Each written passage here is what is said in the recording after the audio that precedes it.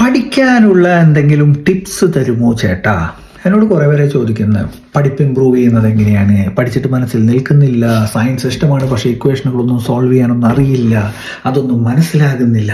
ഇത്തരത്തിലുള്ള കാര്യങ്ങൾ ഒരുപാട് കുട്ടികളായി എനിക്ക് മെസ്സേജ് അയച്ചും കമൻറ്റുകളിലുമൊക്കെ ആയിട്ട് ചോദിക്കുന്നത്. പഠിക്കാനുള്ള ടിപ്പല്ല, പക്ഷേ നിങ്ങൾക്ക് നിങ്ങളുടെ പഠിപ്പ് ഇമ്പ്രൂവ് ചെയ്യാൻ നിങ്ങൾക്ക് നിങ്ങളെ സ്വയം മനസ്സിലാക്കാൻ പറ്റിയ കുറച്ച് കാര്യങ്ങളാണ് ഈ വീഡിയോയിൽ ഞാൻ പറയാൻ പോകുന്നത്.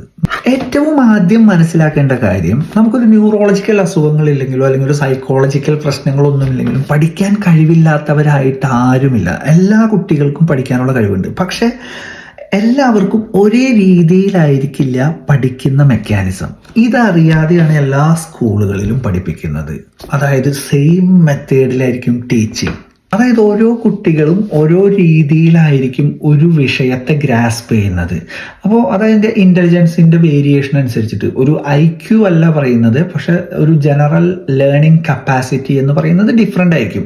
ഒരു കുറച്ച് ടൈപ്പ് നമ്മൾ നോക്കിക്കഴിഞ്ഞാൽ ഫ്ലൂയിഡ് ഇൻ്റലിജൻസ് എന്ന് പറയുന്നത് ഭയങ്കര ഫാസ്റ്റായിട്ട് പഠിക്കുന്ന ആളുകളെ, ലൈക്ക് ഒരു പ്രാവശ്യം കേട്ട് കഴിഞ്ഞാൽ കൺസെപ്റ്റ് മനസ്സിലാവും. ആ കൺസെപ്റ്റ് മനസ്സിലായി കഴിഞ്ഞാൽ പിന്നെ അത് ഇപ്പോൾ ഫോർമുലയാണെന്നുണ്ടെങ്കിൽ ആ ഫോർമുലയിലേക്ക് അത് എത്തിക്കാൻ അവർക്ക് പറ്റുന്ന ആളുകളായിരിക്കും.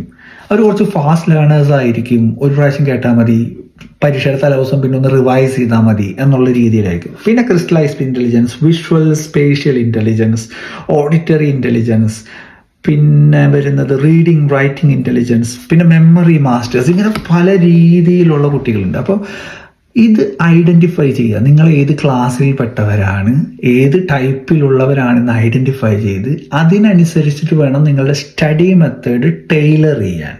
ഇപ്പോൾ ഫ്ലൂയിഡ് ഇൻ്റലിജൻസ് ഉള്ള ഒരാൾ മെമ്മറി മാസ്റ്റേഴ്സിൻ്റെ പ്രാക്ടീസ് ചെയ്തിട്ട് ഒരു കാര്യമില്ല. ഇപ്പോൾ സ്കൂളിലുള്ള സ്ഥിരം പ്രാക്ടീസ്, ഇപ്പോൾ നിങ്ങൾക്ക് ഒരു വിഷയം മനസ്സിലായിട്ടില്ലെങ്കിൽ നിങ്ങൾക്ക് ഇമ്പോസിഷൻ എഴുതുന്ന ഒരു സാധനം പണ്ടുണ്ടായിരുന്നു, ഇപ്പോഴും ഉണ്ടോയെന്ന് അറിയില്ല. അപ്പോൾ ഈ ഇമ്പോസിഷൻ ഈ ക്ലാസ് എല്ലാ ടൈപ്പിലുള്ള സ്റ്റുഡൻസും ഇമ്പോസിഷൻ എഴുതിയിട്ട് ഒരു കാര്യമില്ല. അപ്പോൾ ഇതിനെപ്പറ്റി കൂടുതൽ വീഡിയോ നമുക്ക് ചെയ്യാം. നിങ്ങൾ ജസ്റ്റ് ഒന്ന് ഫോളോ ചെയ്ത് വെക്കി. I'll try to do more videos about this.